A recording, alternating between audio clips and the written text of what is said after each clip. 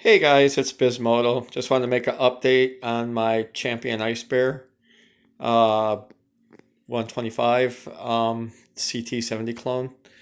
I ended up putting on the old style tail light with the bracket.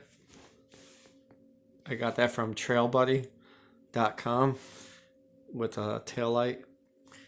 And the reason why I did that is just because I just think I wanted it to look more original, and I wanted to make sure the headlight stuck or tail light stuck out enough where people could see it. So that worked really well. I got the rear rack on. Can't remember if I had it on in the last video.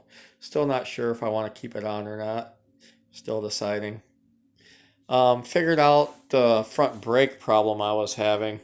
I ended up putting a stainless steel braided line on it, and I replaced the banjo washers that they give you with copper ones, and that seems to work a whole lot better. I'm not having the problem with it not pumping up anymore. As you can see, it's pretty tight now. I mean, I can't hardly squeeze it to the handlebar anymore like I used to be able to. So that's really good. Um, so yeah, the brakes are obviously working now, but I replaced the washers on the top and the bottom, and like I said, the stainless steel brake line that got rid of my brake problem I was having. Um, I'm seeing these people are putting on inverted forks, and a guy on uh, Facebook forum or whatever you want to call it, Facebook page, uh, showed the inverted forks with the brake caliper like totally way off. Or it was only like half the brake pad from in here was touching the disc. Now, I think if all of them are like that, I would not even think about buying that, because that is just so wrong. You would think that they would at least spend some time to get it right. So hopefully they're not all like that. But that made me decide I was not going to buy the inverted fork kit for this. And anyways, I heard people say that these forks that are on here work better anyways. I mean, they might not be as strong in the triple tree or whatever, but I hear the dampening is a lot better. If it really is, I don't know, but that's just a rumor I'm hearing.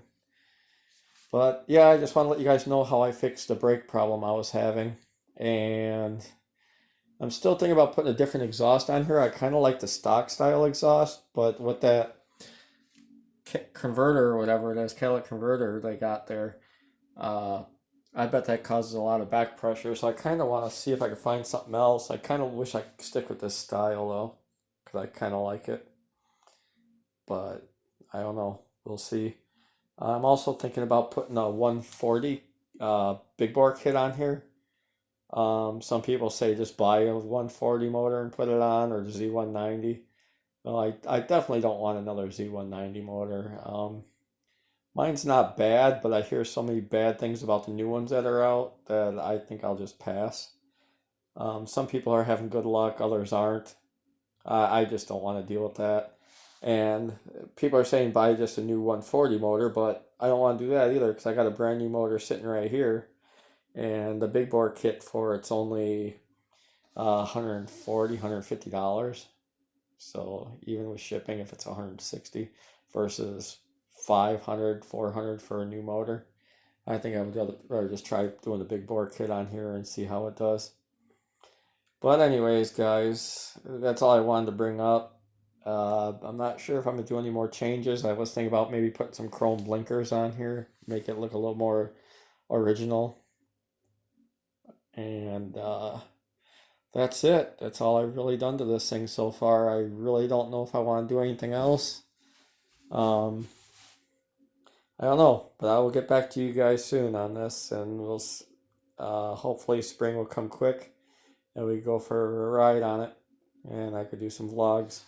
So yeah, I'll see you guys in the next video. Take care, and I'll talk to you later.